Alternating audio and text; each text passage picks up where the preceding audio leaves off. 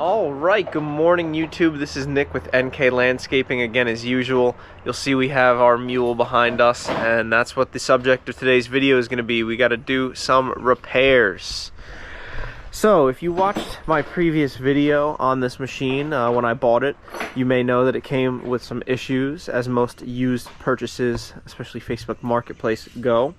I fixed a lot of the problems with this machine, and while it's still kind of winter, we want to get this thing fixed so when it goes out on jobs it's working 100%.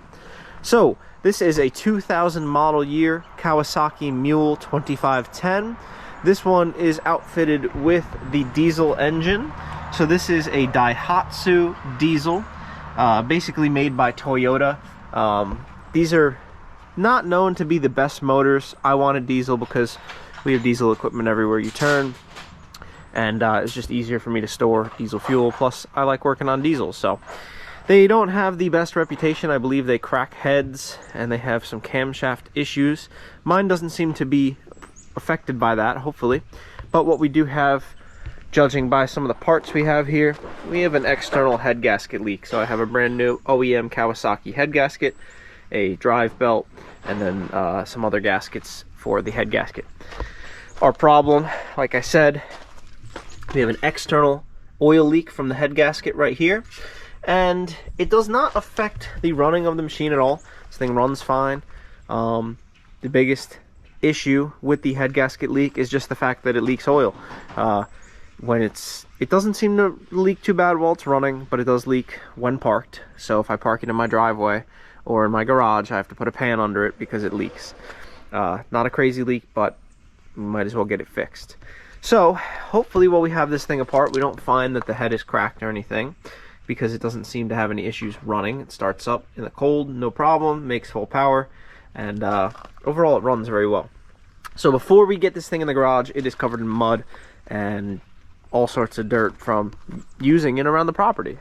Spring is coming, and it has been a wet year, so it's just muddy everywhere, and I don't want to track all that mud into the garage since we're going to be pulling the head, draining the coolant, engine oil. I'd like a clean work surface, so we're going to get this thing cleaned up real quick.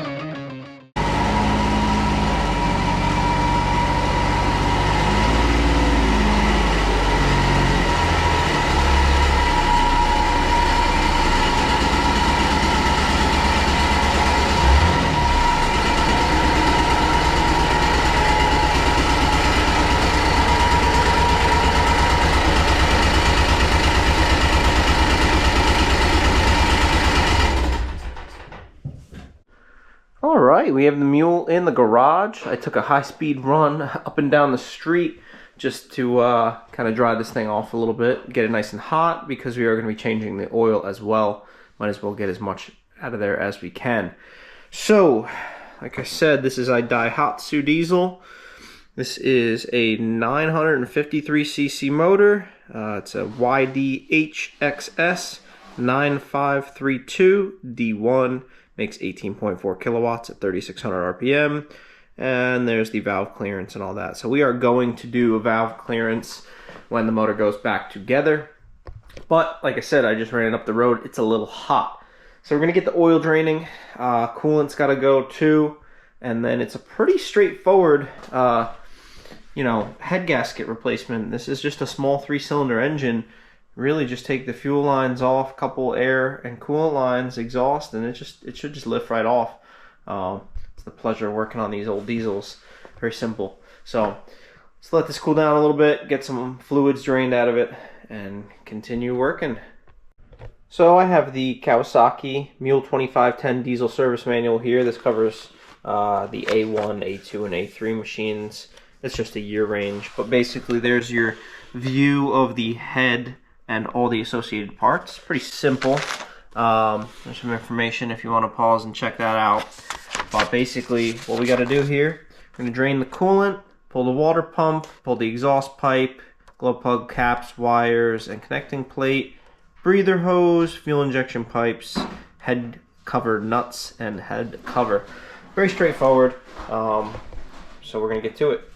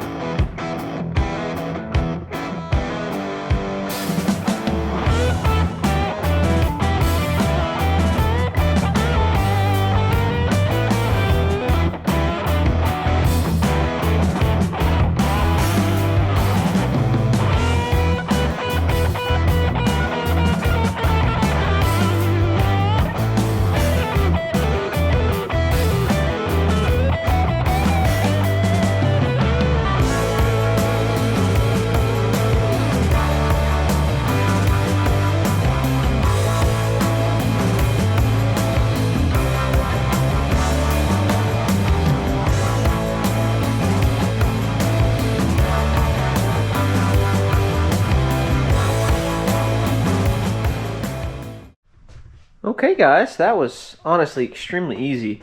I can't complain about that. The head is off, and I haven't done a crazy inspection, but the oil leak was coming from right here in this corner, somewhere about there. I'm gonna have to inspect a little closer. I mean, some gasket material came off. It doesn't look too bad. The coolant passages are a little dirty. Pistons look pretty good. But when we come over to the head, so they say these heads crack. I haven't cleaned this up either, but you might be able to see, the GoPro's not going to focus, but right around the injector, right in there, you can see that little bit of cracking around the injector. That's not going to cause an oil leak. And all these injector press fit pieces have that. But until I get this thing cleaned up, I'm not going to really notice anything else. So I got to get all these passages cleaned up. One thing I am noticing, the exhaust valve, the intake valve on this cylinder, I'm not sure if this is 1, 2, or 3, but this is the oil leak side. There's quite a bit of carbon around the intake valve that isn't so prevalent around the rest of them. So we'll get this cleaned up and see what we're working with.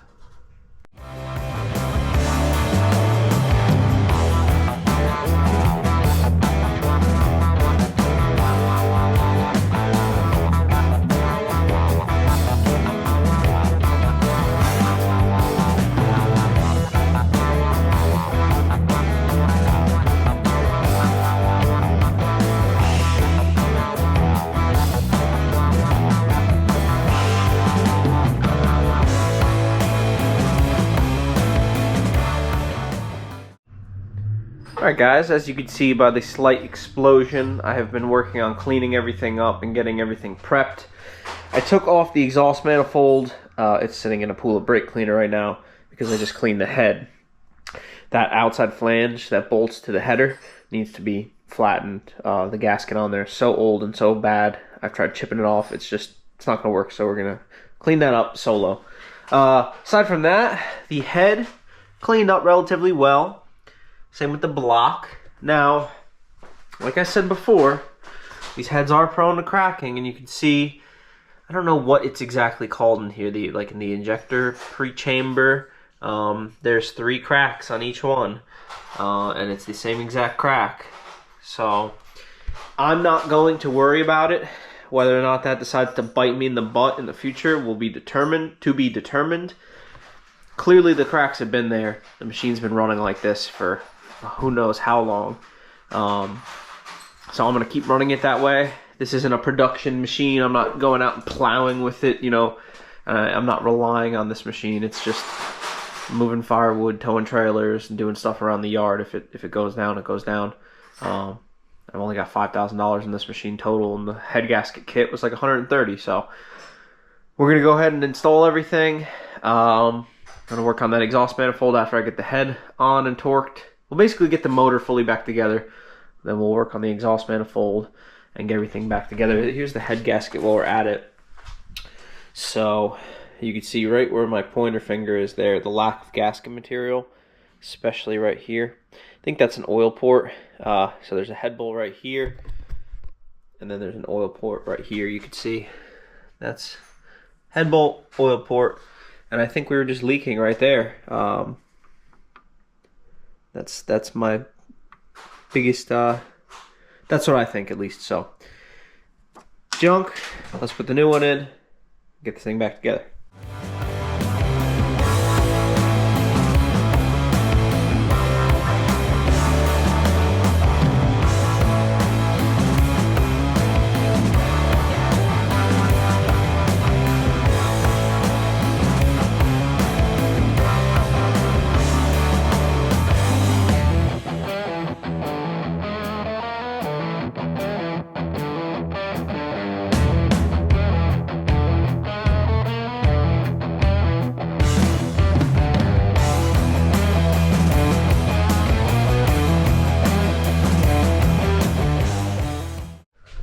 Alright, so all the head bolts are in. They are not torqued yet. I did apply a film of oil to the threads and to the washers, like said in the manual. You may have also seen me cleaning off all of the bolts of the old oil, old grease, and these outer bolts that are not under the rocker cover had some rust on them, so I cleaned that off. 25 foot-pounds, the book calls out for these. They need to be torqued in a sequence. They also were taken off in a sequence, so I'm going to follow that now. 25 foot-pounds, and then the head will be back on the machine. So as you can see, I've got most of everything back together. We're still missing an exhaust manifold. I do still need to clean that up. We've got the head torqued down. We've got the rockers installed, torqued down, the glow plug, bus bar. The injector lines are loose, so we can bleed the fuel. I get the intake back on. So what I'm going to do now is adjust the valves while the motor is cold. That's how it calls for adjustment. So we'll do that. We can put the valve cover back on. I'll work on that exhaust, and then we can get to bleeding the fuel, getting this thing running after we put some oil back into it. And then we're gonna do a coolant flush because the coolant in this thing was looking pretty grody. So I have new coolant for it, but I want to flush the system out with some just regular hose water. We'll get it completely dry and then put some brand new 50/50 coolant in it. Alright, so last couple things going on here. The oil is fully drained out. New oil filters on there. In the meantime, while I've been letting that drain, I've been working on the exhaust. So you can see I pulled those studs. I ran that face across the sander. It looks much better. Clean that side up too. All the studs came out pretty easily with the oxyacetylene torch. So I got some new gaskets over here that are going to go on. Here's the muffler gasket and the exhaust gasket in there. So let's get those on. Put some oil in this thing and probably fill the cooling system up with just some hose water just to get it running. If you're curious about oil, we're using Shell Rotella T6 synthetic 5W40. It's the same oil we use in basically every single one of our diesels.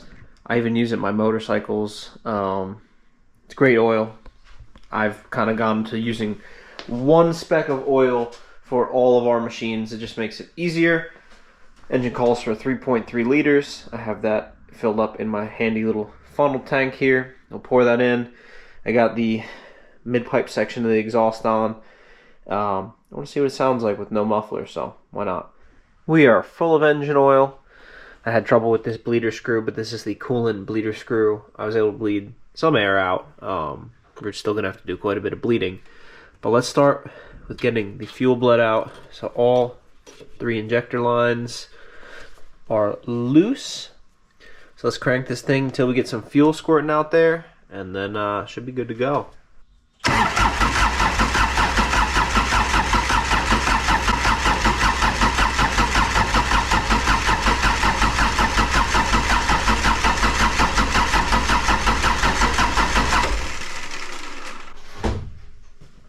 Alright, it looks like we have a little bit of fuel coming out here.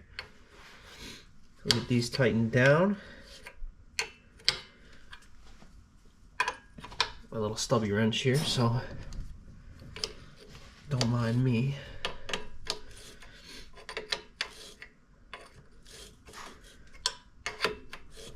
Now I'm only going to run it for a second since the muffler is off.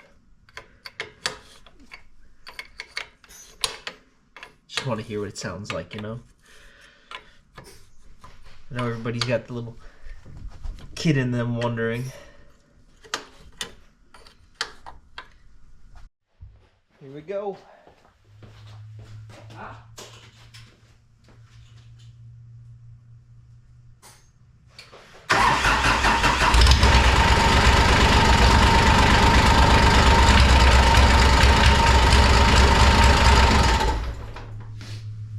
Muffler slaps around in there. Alright, let's try this again now with the muffler on so that mid pipe doesn't smack around everywhere.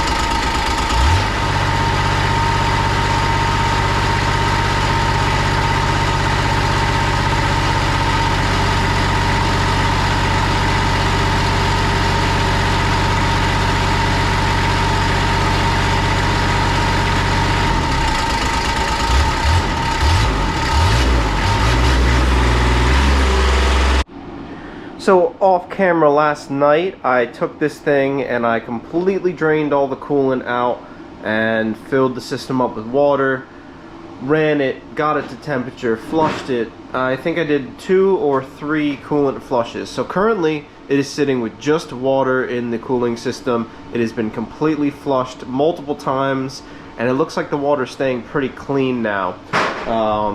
Something I don't know if I touched on in the video, we definitely had oil mixing with the coolant. I thought it was only an external head gasket leak. It looks like it was not only an external oil leak, but an internal oil leak. You might be able to see down in that coolant reservoir the oil residue. So this needs to be cleaned out.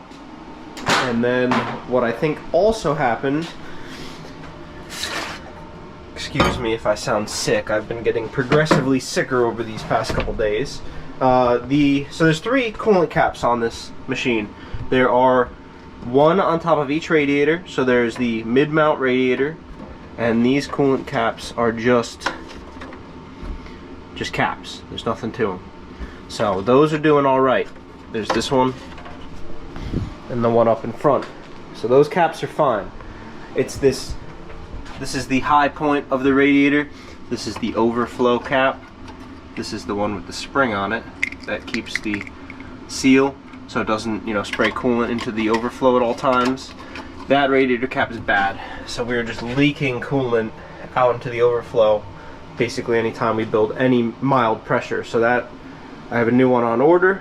But in the meantime, last but not least, we're going to replace the CVT belt because I think the previous owner burned a flat spot on this one, because when you go up or down the road, mainly just starting out on a flat surface, you get a lot of bucking. So I think that's because of that flat spot. So let's get into that real quick and get that swapped. Alright guys, I'm sorry I didn't get footage of taking this off, but the secondary clutch is off. and the drive clutch is off. You can see the big void there. Now this machine rattled really bad at idle. It would go away once you gave it a little bit of throttle, but I wanted to confirm whether or not that was coming from the clutch, so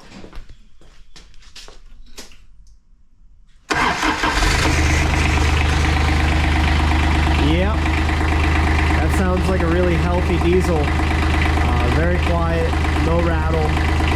So what it ended up being, if we come in here, I've got my book and the drive clutch.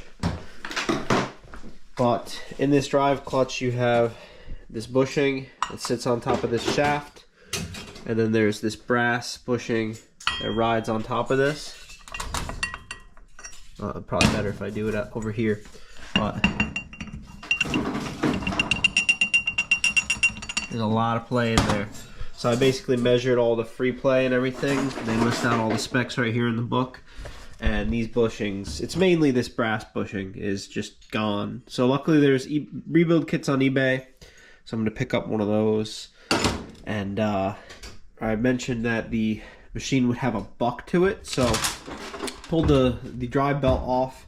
And this is a Gates G-Force belt, 33G4313. I believe this is the proper belt for the machine. And if you look at it, it looks like it's in pretty good shape. You do see how it has a little bend here. So I looked, and if you fold it, I'll try to do this one-handed for you. You can see the belt was cracking in there really bad. So this is, yeah, you can see right on the side.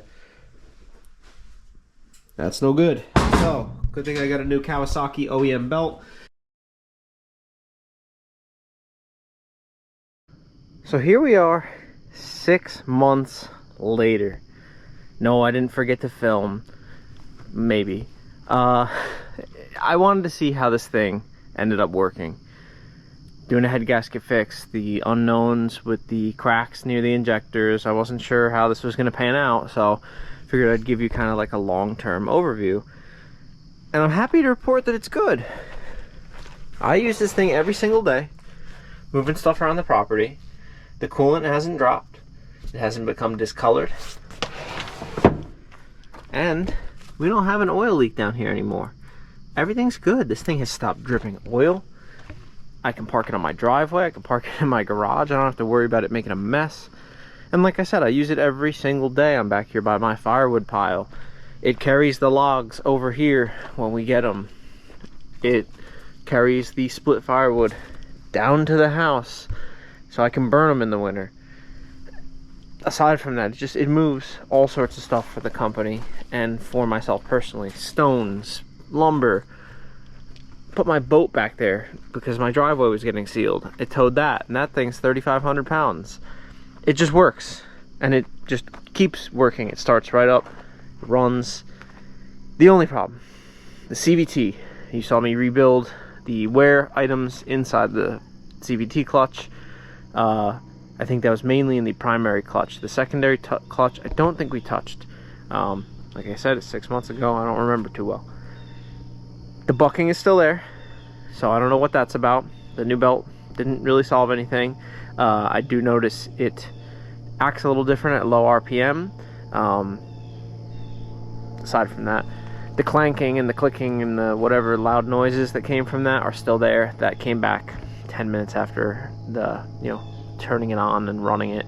So it was quiet for 10 minutes and then got loud again. So that's fine. Now I know it's the CVT, I'm not so worried about it, because hearing the diesel run without that clutch on there, it sounded great. So let's start it up and show you how it goes.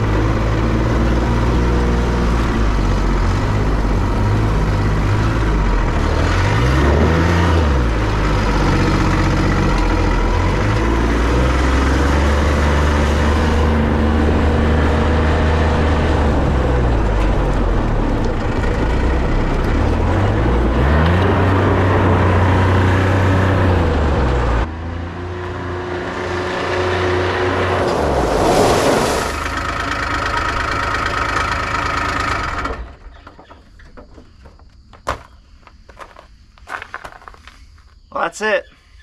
It works. 6 months. I don't know how much more it needs to prove itself, but I'm happy with it. Hope you enjoyed the video. I know it's a little different than what we usually do around here, but it's got to get done, so might as well show you how it happens. Subscribe, comment, like, all that stuff if you want. If not, that's fine with me too. And Kurt's over there trying to tell me to check in to you guys, or tell you guys about his channel. Hey guys, Kurt here from NK Garage, and if you like tools, or if you're just bored and you want to check out some new content, come check us out at NK Garage. Nick will put a link in the description down below. We do tool hauls, tool reviews, basically anything tool related, mostly hand tools, wrenches, sockets, mechanics tools, sometimes woodworking tools, and machinist tools. So check it out. You guys have a great day, and we'll see you on the next one. See you.